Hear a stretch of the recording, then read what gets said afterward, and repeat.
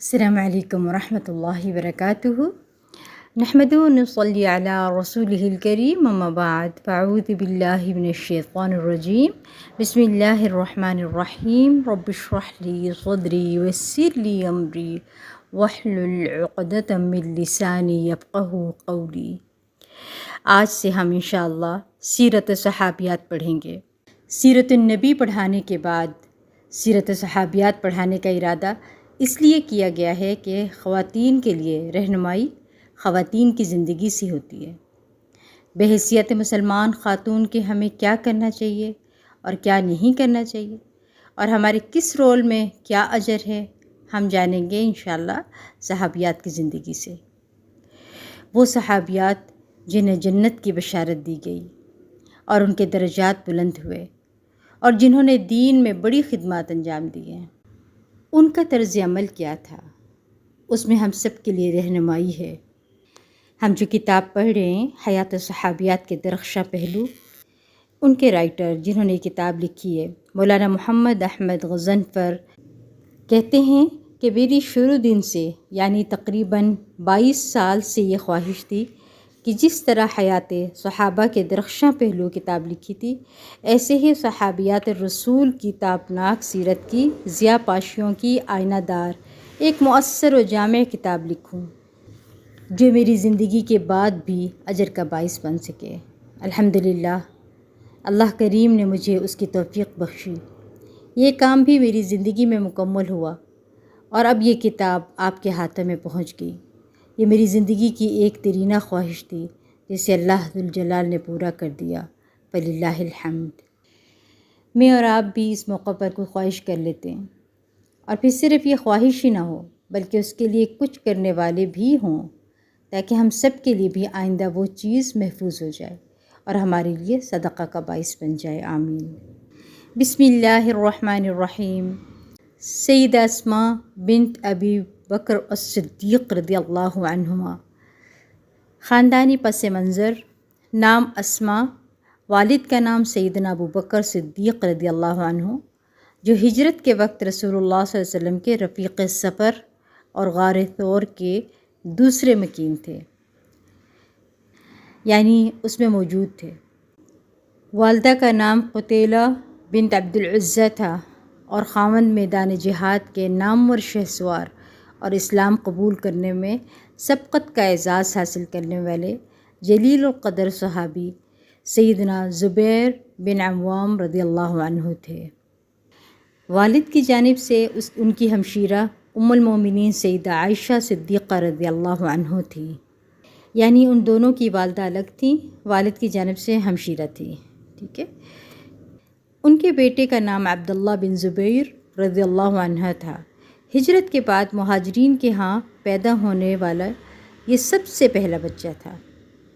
ان کے والد نے ان کی والدہ قتیلہ کو زمانہ جاہلیت میں طلاق دے دی تھی۔ جب سیدنا ابوبکر صدیق رضی اللہ عنہ نے اسلام قبول کر لیا تو اپنی رفیقہ حیات ام رومان اور ان کے بطن سے پیدا ہونے والی اولاد کو اسلام کی دعوت دی، تو ان کے بیٹے عبد الرحمن نے اسلام قبول کرنے سے انکار کر دیا، اور حضرت اسماء اور ان کے بھائی عبداللہ رضی اللہ عنہما نے اسلام قبول کرنے کی سعادت حاصل کر لی۔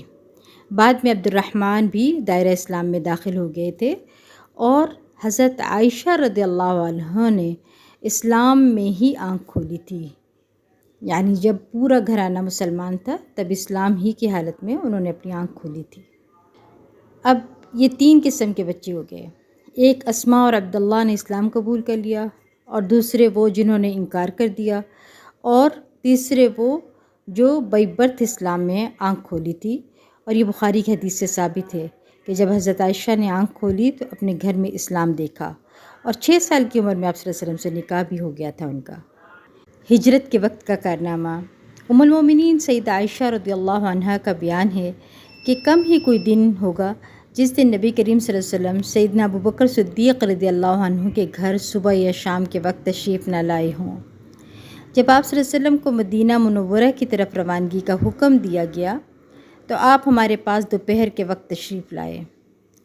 سیدنا ابوبکر صدیق رضی اللہ عنہ کو اطلاع دی گئی تو انہوں نے کہا نبی کریم صلی اللہ علیہ وسلم اس وقت کسی اہم معاملے کے پیش نظر ہی ہمارے ہاں تشریف لائے ہیں۔ جب آپ صلی اللہ علیہ وسلم گھر میں داخل ہوئے تو سیدنا ابوبکر صدیق رضی اللہ عنہ سے فرمایا جو بھی آپ کے پاس ہے اسے باہر بھیج دیجیے۔ تو انہوں نے فرمایا اے اللہ کے رسول صلی اللہ علیہ وسلم، یہ میری 2 بیٹیاں عائشہ اور اسماء ہیں۔ آپ صلی اللہ علیہ وسلم نے فرمایا کیا آپ کو یہ معلوم ہو گیا ہے کہ مجھے روانگی کا حکم دیا گیا ہے؟ سیدنا ابوبکر صدیق رضی اللہ عنہ نے عرض کیا اے اللہ کے رسول صلی اللہ علیہ وسلم، زہ قسمت، مجھے بھی آپ کے ساتھ چلنے کی اجازت ہے؟ آپ صلی اللہ علیہ وسلم نے فرمایا ہاں، آپ بھی میرے ساتھ چلیں گے۔ انہوں نے عرض کیا اے اللہ کے رسول، میرے پاس 2 اونٹنیاں ہیں جنہیں میں نے سفر کے لیے تیار کیا ہے، ان میں سے ایک آپ قبول فرمائیں۔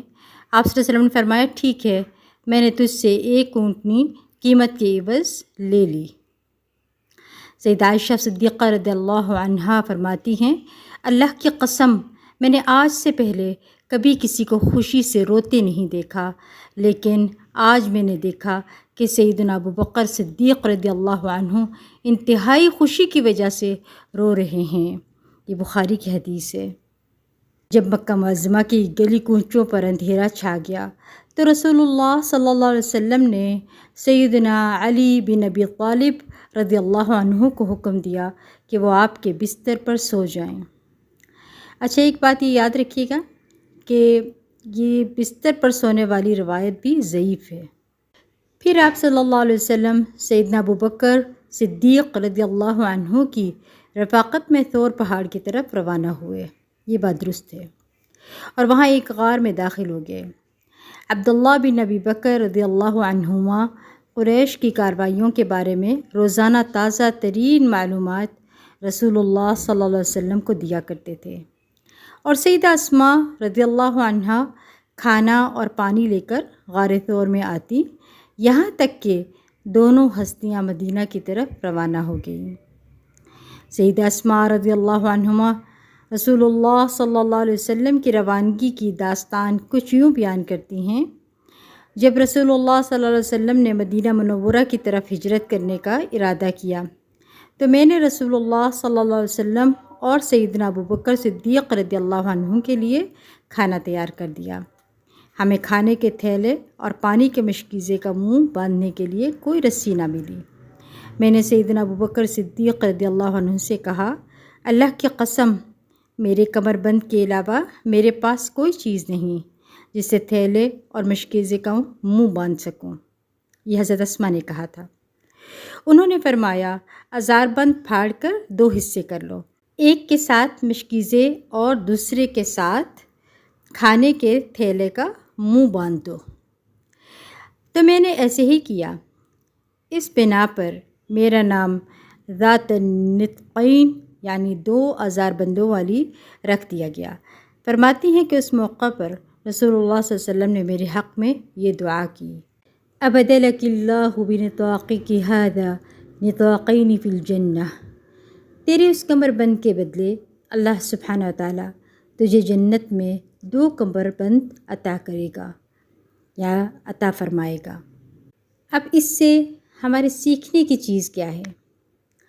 یہاں پر سیکھنے کی چیز یہ ہے کہ جب کوئی آپ پر احسان کرے یا پھر وہ احسان نہ کرے مگر دین کا کوئی کام کرے تو اس کے لیے بھی آپ شکر گزار ہوں، تو آپ اس کے لیے دعا کریں بحیثیت استاد کے یا لیڈر کے یا گروپ انچارج کے، یعنی اپنے شاگردوں کا بھی شکریہ ادا کرنے میں یا دعا دینے میں آپ بخل نہ کریں، ٹھیک ہے؟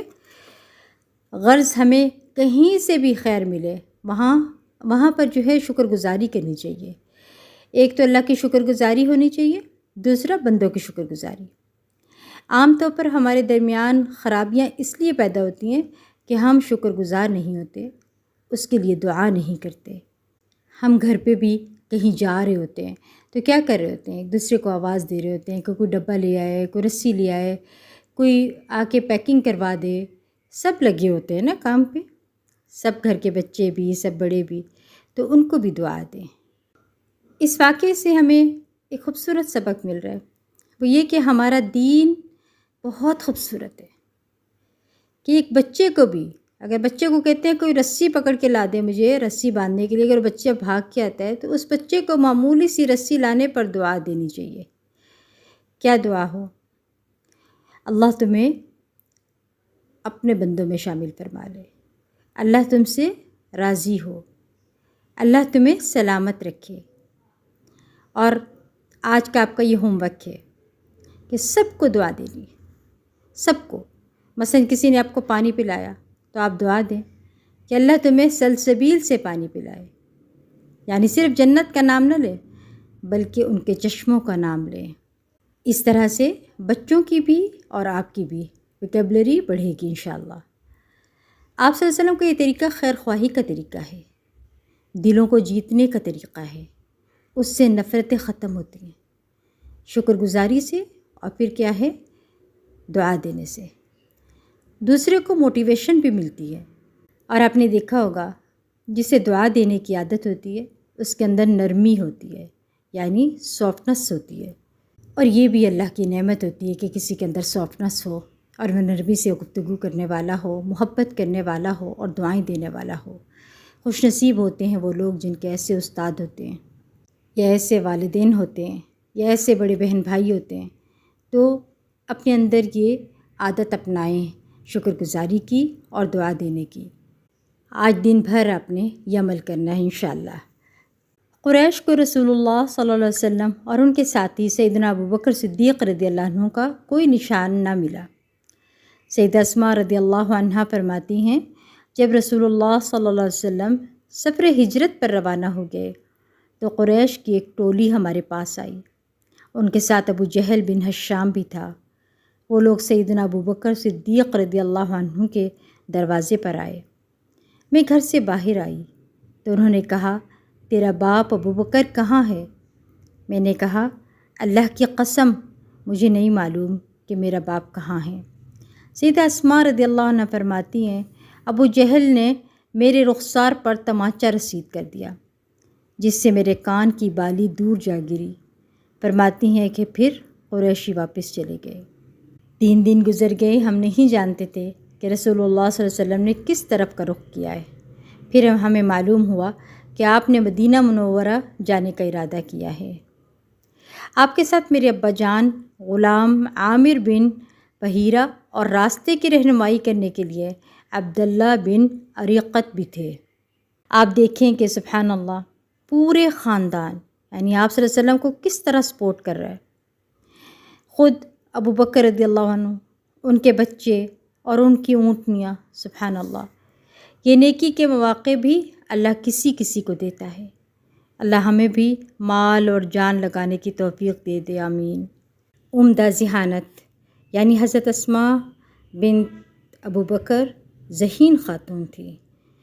امام احمد بن حنبل رحمہ اللہ اپنی سند سے بیان کرتے ہیں کہ سیدہ اسماء بنت ابی بکر رضی اللہ عنہما سے روایت ہے کہ جب رسول اللہ صلی اللہ علیہ وسلم سفر ہجرت پر روانہ ہوئے تو آپ کے ساتھ سیدنا ابو بکر صدیق رضی اللہ عنہ بھی روانہ ہوئے۔ سیدنا ابو بکر رضی اللہ عنہ نے اپنا سارا مال 5000 یا 6000 درہم اپنے ساتھ لے لیے۔ فرماتی ہیں کہ ہمارے پاس میرے دادا جان ابو قحافہ آئے، وہ نابینا تھے، ذرا غور کریے گا، بزرگ بھی تھے دادا جان ان کے اور وہ نابینا تھے۔ ہمیں کہنے لگے اللہ کی قسم میرے بیٹے نے تمہیں ذاتی اور مالی صدمہ پہنچایا ہے۔ کہتی ہیں کہ میں نے کہا دادا جان ایسی بات نہیں ہے، وہ ہمارے لیے بہت سا مال چھوڑ گئے۔ کہتی ہیں کہ میں نے گھر کے روشن دان میں کچھ سنگریزے رکھ کر ان پر کپڑا ڈال دیا تھا جہاں میرے ابا جان درہم و دینار رکھا کرتے تھے۔ پھر میں نے ان کا ہاتھ پکڑ کر کہا دادا جان اپنا ہاتھ اس پر رکھیے اور دیکھیے کہ وہ کتنا مال ہمارے لیے چھوڑ گئے ہیں۔ تو انہوں نے کہا اگر وہ تمہارے لیے مال چھوڑ گئے ہیں تو پھر ٹھیک ہے، اس نے بہت اچھا کیا، یہ مشکل وقت میں تمہارے کام آئے گا۔ فرماتی ہیں اللہ کی قسم انہوں نے ہمارے لیے کوئی چیز بھی نہیں چھوڑی تھی، لیکن میں نے چاہا کہ اس طریقے سے میں بوڑھے دادا جان کو تسلی دوں۔ اور حضرت اسماء کا ایسا کہنا یہ جھوٹ نہیں تھا، آپ اس کو توریہ کہہ سکتے ہیں۔ یہی کہ ان کے دل جوئی کے لیے ایسا کہا کیونکہ ان کے دادا بوڑھے بھی تھے، جیسا میں نے آپ کو بتایا، نبینا بھی تھے۔ تو گویا یہ حکمت بھی تھی، ایسا ان کو دادا جان کو تسلی دینا ذہانت بھی تھی۔ اس سے یہ پتہ چلتا ہے کہ مشکل سچویشن کو کس طرح ڈیل کیا جاتا ہے۔ عام طور پر ہم کیا کرتے ہیں، جب کوئی بھی ہمارے پاس کسی کی شکایت لے کر آتے تو ہم اس کی ہاں میں ہاں ملانا شروع کر دیتے ہیں، ایسے ہی ہوتا ہے نا، اور بجائے اس کے کہ جو شخص موجود نہیں ہے اس کا دفاع کریں۔ ہمیں چاہیے کہ جو موجود نہیں ہے ہمیشہ اسی کا دفاع کریں۔ عموماً جو بزرگ ہوتے ہیں نا وہ کچھ نہ کچھ کہہ دیتے ہیں، لیکن ہمارا کیا کام ہوتا ہے کہ ہم ان کے ساتھ اچھے طریقے سے پیش آئیں اور ان کی دل جوئی کریں، ان کا دل نہیں ٹوٹنا چاہیے، ٹھیک ہے۔ یہاں پر مال کی بات ہوئی ہے تو حضرت اسماء جو تھی نا ان کو بھی صدقہ کرنے کا بہت شوق ہوتا تھا۔ ان کے شوہر کا نام زبیر بن عوان تھا۔ حضرت اسماء بنت ابی بکر سے روایت ہے کہ میں ایک مرتبہ رسول اللہ صلی اللہ علیہ وسلم کے پاس حاضر ہوئی اور عرض کیا کہ اے اللہ کے رسول صلی اللہ علیہ وسلم، میرے پاس کوئی چیز نہیں سوائے اس کے جو زبیر مجھے دیں، یعنی میں خود کچھ نہیں کماتی، میرے پاس کچھ ہے ہی نہیں، تو میں کیا صدقہ کروں؟ تو کیا مجھ پر کوئی گناہ ہے کہ اگر میں زبیر کے دیے ہوئے میں سے صدقہ کروں؟ تقریباً یہ ہر عورت کا سوال ہوتا ہے۔ تو حضرت اسماء نے یہ سوال نبی صلی اللہ علیہ وسلم سے کر کے ہمارے لیے جواب لے لیا تھا۔ تو آپ صلی اللہ علیہ وسلم نے فرمایا کہ جتنی تم میں طاقت ہو اتنا دو اور جمع کر کے نہ رکھو، ورنہ اللہ تم کو بھی دینا بند کر دے گا۔ یعنی جو پیسے شوہر تمہیں دے دیتا ہے نا خرچ کرنے کے لیے، اس میں سے تم گھر کی چیزیں اور اپنی ضرورت کی چیزیں لے رہی ہو تو ان پیسوں میں صدقہ بھی کر دو جتنی تم میں استطاعت ہے۔ یعنی باقی ضروریات کے ساتھ یہ بھی تو ایک ضرورت ہے نا، مگر اکثر خواتین کو یہ کنفیوژن رہتا ہے کہ کیا دیں، کہاں سے دیں، خود نہیں کماتے تو صدقہ کہاں سے کریں۔ اگر ہم نے خاوند کی کمائی سے صدقہ دے دیا تو کہیں یہ گناہ تو نہیں؟ بلکہ ہم خواتین کو چاہیے کہ ہم صدقہ خیرات کو اپنی زندگی شامل کر لیں، جس طرح ہم دوسری چیزوں کو پورا کر رہے ہوتے ہیں نا، اسی طرح ہمیں چاہیے صدقہ خیرات بھی کرتے رہیں۔ مثلاً آپ روٹین کا کھانا بنا رہی ہیں، اس میں سے تھوڑا سا یتیم مسکین کو بھی کھلا دیا کریں، یعنی تھوڑا سا کھانا نکال لیا کریں۔ حضرت اسماء کو کیونکہ آپ صلی اللہ علیہ وسلم نے کہا تھا کہ دیتی رہو، ہاتھ نہ روکو، تو ہمیشہ ساتھ کے ساتھ دیتی رہتی، ٹھیک ہے۔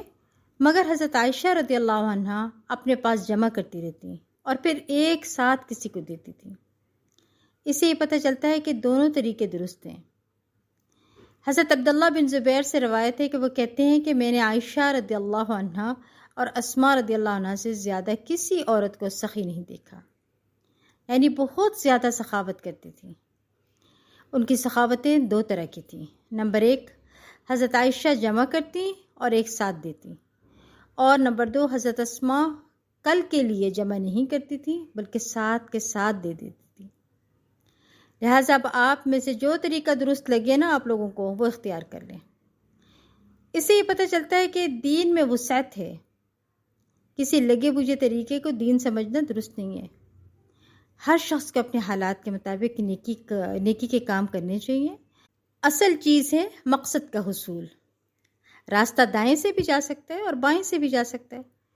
چند اور باتیں حضرت اسماء کے بارے میں۔ حضرت اسماء کی اسلام کے ساتھ وابستگی۔ سیدہ اسماء رضی اللہ عنہ کو اپنے دین پر فخر تھا، وہ دین اسلام کے احکامات پر عمل پیرا تھیں۔ ان کی تقویٰ نے انہیں اس بات پر آمادہ کیا کہ رسول اللہ صلی اللہ علیہ وسلم سے دریافت کریں کہ کیا وہ اپنی والدہ کا استقبال کر سکتی ہیں، کیونکہ وہ مشرکہ ہے۔ امام مسلم رحمہ اللہ نے سیدہ اسماء رضی اللہ عنہا کے حوالے سے روایت اپنی کتاب صحیح مسلم میں نقل کی ہے کہ سیدہ اسماء رضی اللہ عنہا فرماتی ہیں، میں نے عرض کیا، اے اللہ کے رسول صلی اللہ علیہ وسلم، میری والدہ میرے پاس آئی ہیں، بڑی چاہت لے کر آئی ہے، کیا میں اس سے صلہ رحمی کر سکتی ہوں؟ آپ نے فرمایا ہاں۔ ایک دوسری روایت میں کچھ اس طرح ہے کہ ابو قریب بن محمد بن العلا سے روایت ہے، کہتے ہیں کہ ہمیں ابو اسامہ نے شام سے اور اس نے اپنے باپ کے حوالے سے حدیث بیان کی، اور اس نے سیدہ اسماء رضی اللہ عنہا سے، وہ فرماتی ہیں میرے پاس میری والدہ اس دور میں آئی جبکہ رسول اللہ صلی اللہ علیہ وسلم نے قریش کے ساتھ معاہدہ کر رکھا تھا، یہ حدیبیہ کا موقع تھا۔ میری والدہ مشرکہ تھی۔ میں نے رسول اللہ صلی اللہ علیہ وسلم سے فتویٰ طلب کیا کہ میری والدہ میرے پاس مجھ سے ملنے کی چاہت لے کر آئی ہے، کیا میں اس سے مل سکتی ہوں؟ آپ صلی اللہ علیہ وسلم نے فرمایا، ہاں تم اپنی والدہ سے ملو۔ اس سے یہ پتہ چلتا ہے کہ والدین اگر دین پر نہیں، اور صرف والدین نہیں، کوئی اور بھی رشتہ دار ہو، اس کے ساتھ احسان کا سلوک کرنا چاہیے۔ سیدہ اسماء رضی اللہ عنہ نے اپنی والدہ کو اپنے گھر میں داخل ہونے سے روک رکھا تھا۔ جب رسول اللہ صلی اللہ علیہ وسلم کا فرمان سنا تو انہوں نے اپنی والدہ کو گھر میں داخل ہونے کی اجازت دے دی اور اس کے تحائف قبول کر لیے۔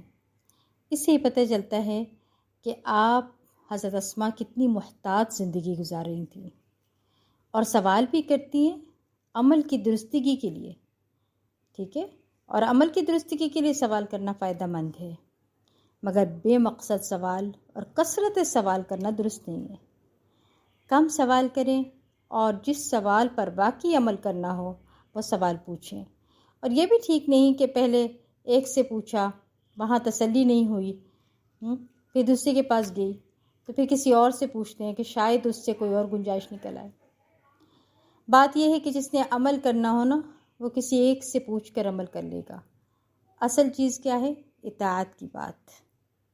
اللہ تعالیٰ ہمارے اندر یہ دیکھنا چاہتا ہے کہ اس کے اندر بات ماننے کا جذبہ کتنا ہے۔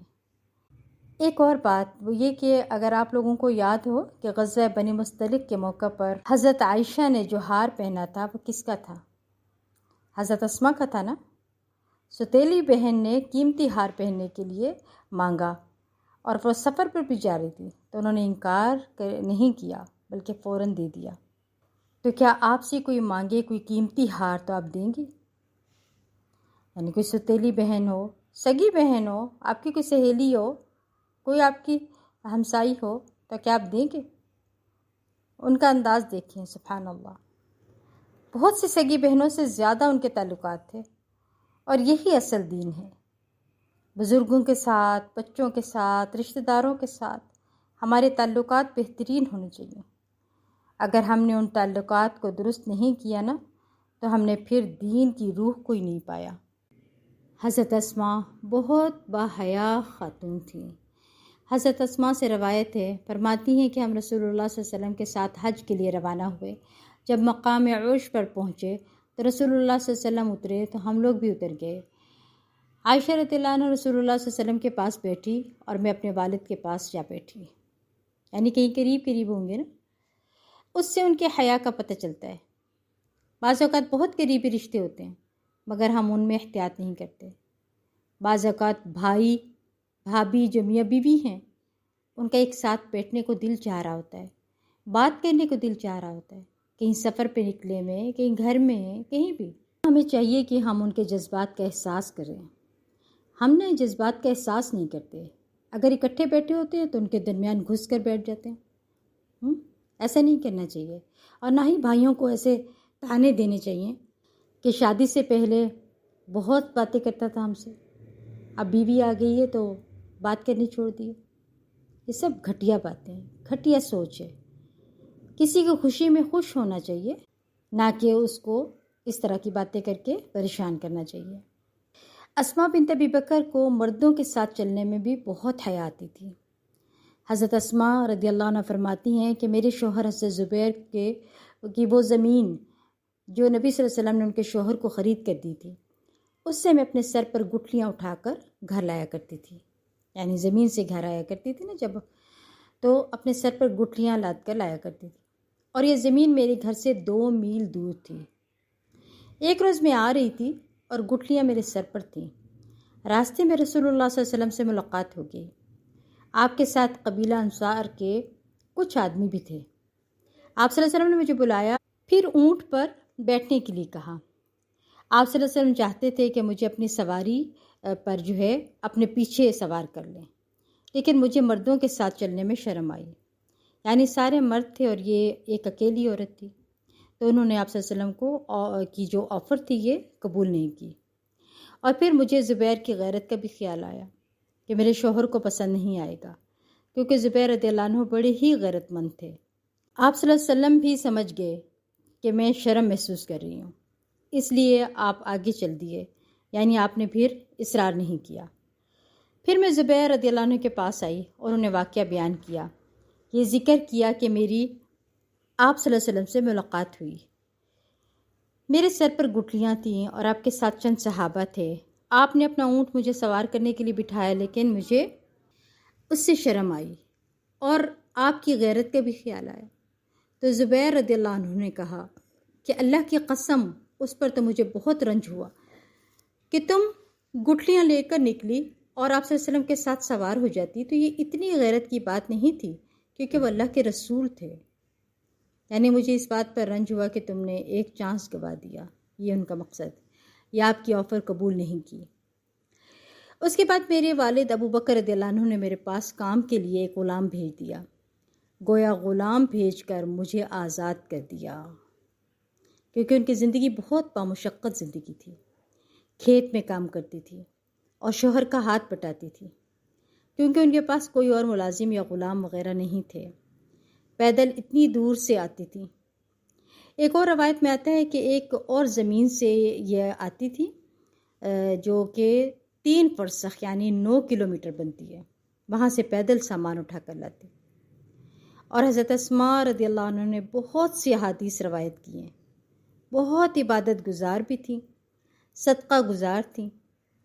اس سب کے ساتھ ساتھ گھر کا کام کرتی، اور گھر کے علاوہ وہ باہر کا بھی کام کرتی، یعنی جاب بھی کی.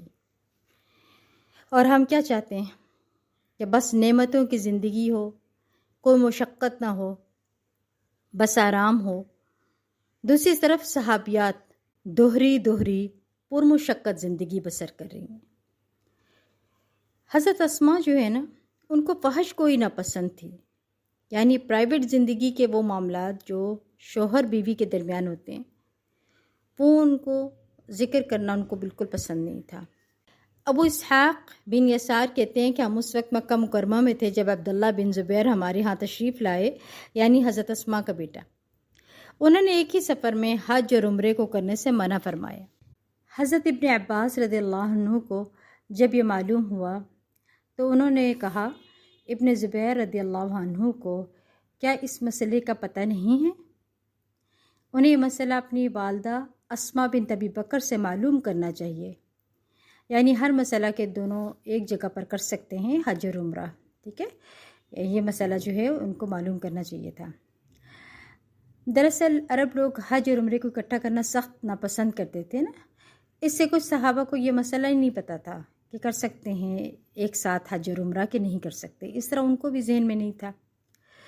اس وقت ابن عباس رضی اللہ عنہ نے یہ کہہ دیا کہ اگر ان کے پاس حلال ہونے کی صورت میں نہیں آتے تھے تو اور کیا ہوتا تھا. اب یہاں پر خاص شوہر اور بیوی کے تعلق کو ایک جملہ میں بول دیا انہوں نے. یعنی زبیر رضی اللہ تعالیٰ عنہ حلال ہوتے تھے عمرہ کر کے، یعنی تعلق قائم کرتے تھے اپنی بیوی سے. حضرت اسماء کو جب یہ بات پتہ چلی تو کہا کہ اللہ ابن عباس رضی اللہ عنہ کی بخشش فرمائے. اللہ کی قسم انہوں نے فحش بات کی. گو کہ یہ بات سچی ہے کہ لوگ حلال ہو گئے تھے اور ہم عورتیں بھی اور مرد اپنی بیویوں کے پاس آئے تھے، لیکن انہیں یہ بات نہیں کرنی چاہیے تھی. اس سے یہ پتہ چلتا ہے نا کہ صحابیات کو کسی کی کوئی بات ناپسند ہوتی تو اس کا اظہار بھی کر دیتی تھی، کیونکہ لوگ ان کی طرف دیکھتے تھے تو گویا وہ رول ماڈل ہوتی تھیں دوسروں کے لیے. تمام صحابیات. کہیں نہیں آتا کہ حضرت ابن عباس نے یہ بات سن کر مائنڈ کیا ہو. آپ کو معلوم ہے کہ حضرت ابن عباس رضی اللہ عنہ کا بہت مرتبہ اور مقام تھا. ٹھیک ہے، نبی صلی اللہ علیہ وسلم نے ان کے لیے دعا بھی کی تھی. لیکن کبھی بھی دانا انسان کے منہ سے بھی کوئی ایسی بات نکل جاتی ہے جو ٹھیک نہیں ہوتی ہے، اور اس سے یہ پتہ چلتا ہے کہ ہم سب انسان ہیں. اور اگر کسی کے منہ سے ایسی بات نکل جائے تو دوسرے کو بتاتے ہوئے ڈرنا بھی نہیں چاہیے. ٹھیک ہے، اور سننے والے کو مائنڈ نہیں کرنا چاہیے. ہم سب کو اپنے اندر حوصلہ پیدا کرنا چاہیے کہ غمگین ہو کر اپنے دل پر بوجھ لے کر پھرتے رہیں کہ ہم کسی کے کام کے نہ رہ جائیں پھر، کیونکہ یہ بہت نقصان دہ چیز ہے نا. اگر کوئی ہماری اصلاح کرے تو ہمیں چاہیے کہ ہم اس کو خوش دلی سے سن لیں اور اپنی اصلاح کر لیں. اور اگر مشکل سے مشکل بات ہو، آپ خوبصورت انداز میں بہتر طریقے سے سمجھا دیں، مگر حق بات کہنے سے ڈرے نہیں. ٹھیک ہے، ورنہ حق کیا ہوگا، چھٹ جائے گا. حق لوگوں تک پہنچے کبھی بھی نہیں پہنچے گا پھر. ٹھیک ہے. اب یہ آپ کے اوپر ہے کہ حق کو کیسے دیتے ہیں، پھول کی طرح دیتے ہیں یا پتھر کی طرح مارتے ہیں. اب یہ ہمارے اوپر ہے کہ ہم کیسے حق کو دوسرے کی طرف ڈلیور کرتے ہیں. ٹھیک ہے.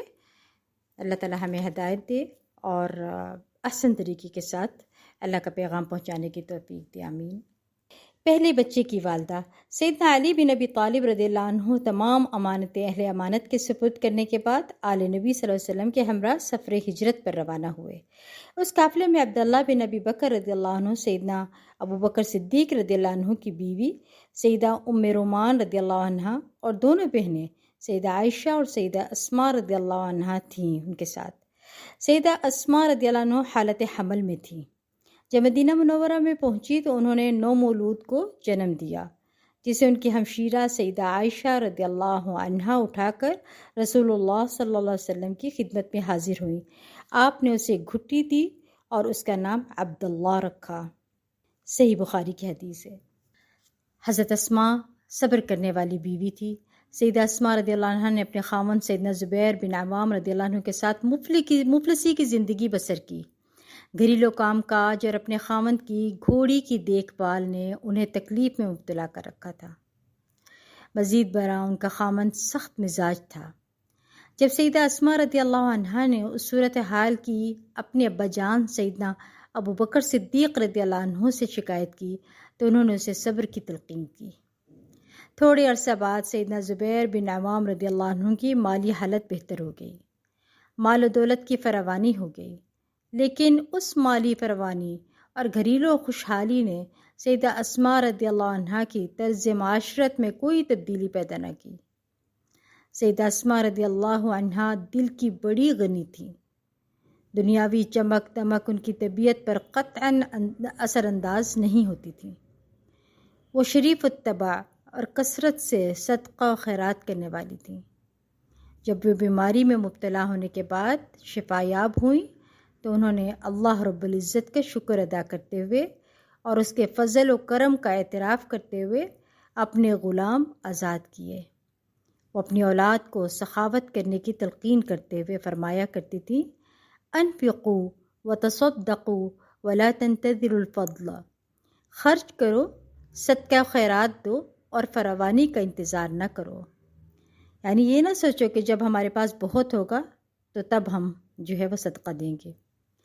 سیدہ اسماء رضی اللہ عنہا نے اپنے والد گرامی کی نصیحت کو اپنی اولاد کی طرف منتقل کیا اور اپنے بیٹے عبداللہ کو بلند اخلاقی جوہر سے آراستہ کیا.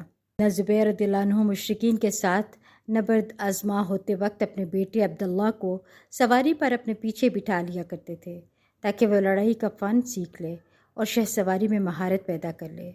وہ اپنے والد گرامی سے شرف و کرم کا درس لیا کرتے تھے. وہ میدان حرب میں مقابلے کا مشاہدہ کیا کرتے تھے. سیدہ اسماء رضی اللہ عنہا نے اپنے بیٹے میں دین الہی کے غلبے کے لیے بہادری کا جوہر پیدا کیا تھا اور اسے ہر گھڑی حق کا ساتھ دینے کے لیے تیار کیا تھا. ٹھیک ہے. اور اس کتاب میں یہ اگلی روایت جو آ رہی ہے نا کہ حضرت زبیر نے انہیں طلاق دی تھی، یہ درست نہیں ہے، کیونکہ اس میں ایک راوی ہیں جو ثقہ راویوں سے موضوع حدیث روایت کرتے ہیں. حضرت زبیر کو جنت کی بشارت حضور صلی اللہ علیہ وسلم نے دی تھی. یہ ضرور تھا کہ وہ سخت مزاج تھے، مگر کسی روایت سے یہ نہیں پتہ چلتا کہ انہیں طلاق دی تھی کہ نہیں. وہ بہت بہادر خاتون تھیں. وہ بڑھاپے کی عمر میں پہنچ کر بھی سبحان اللہ بہت ہمت والی تھیں. صحت اور عافیت کے ساتھ ماشاءاللہ وہ اپنا خوب چلتی پھرتی تھیں. صرف ان کی بینائی جو ہے وہ کم ہو گئی تھی، لیکن بہت بہادر تھی، ہمت والی تھی. شاید اس کی وجہ یہ بھی تھی کہ وہ اتنا لمبا سفر ساری زندگی طے کرتی رہی ہیں، جتنا چلتی رہی ہیں، اس کی وجہ سے ان میں ماشاءاللہ باہمت خاتون تھی، آخر وقت تک ہمت کے ساتھ تھی. آج کے لیے اتنا ہی.